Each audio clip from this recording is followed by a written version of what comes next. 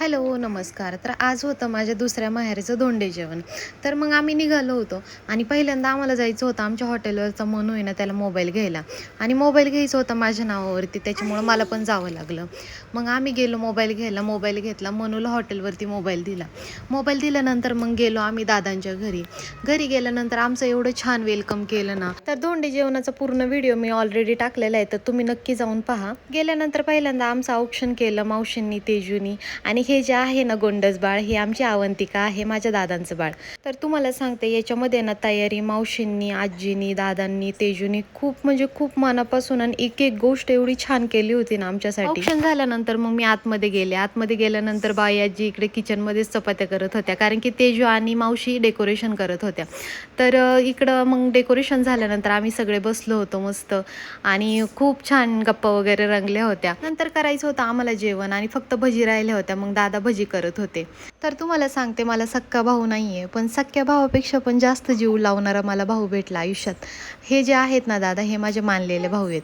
आणि म्हणजे मी एवढं माझं स्वतःचं नशीब समजते ना, की म्हणजे नाही का एवढं जीव लावणारा भाऊ मला भेटला. दादा हे छोटे आहेत आणि यांच्यापेक्षा पण एक मोठा भाऊ आहे. ते पण मला इतका जीव लावतात ना, म्हणजे दोन्ही पण भाऊ आहेत ना माझ्यासाठी एकदम म्हणजे खूप मी नशीब समजते की असे भाऊ मला भेटले. सगळी तयारी झाल्यानंतर मावशीने आदित्यच्या माझे पायांचं जे पूजा वगैरे करतात ना ते केलं आणि मला इतकं ऑकवर्ड वाटत होतं, कारण की आपण लहान आहोत आणि ते मोठे आहोत आणि त्यांनी आपल्या पायाला हात लावणं, मला तर ते एकदम चुकीचं वाटत होतं. नंतर मावशींनी परंपरेनुसार सगळ्या गोष्टी केल्या आणि त्यानंतर दादांनी आदित्यला टॉवेल टोपी देऊन आदित्यचा सत्कार केला.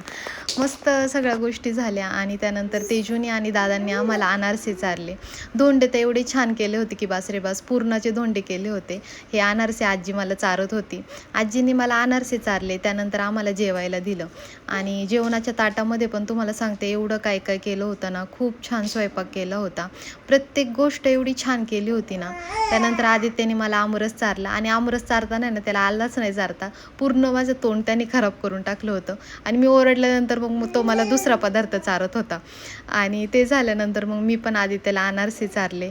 त्यानंतर सगळे जेवायला बसले होते. मग आम्ही पण त्यांच्यापाशीच जाऊन जेवायला बसलो आणि इकडे ज्या आहेत ना त्या मावशींच्या फ्रेंड आहेत त्या पण जेवायला आल्या होत्या आणि तेजू सगळ्यांना गरम गरम वाढत होती. मी तिला कंटाळून गेले की तू पण जेवायला बस, पण ती काही शेवटपर्यंत जेवायला बसली नाही आमच्यासोबत.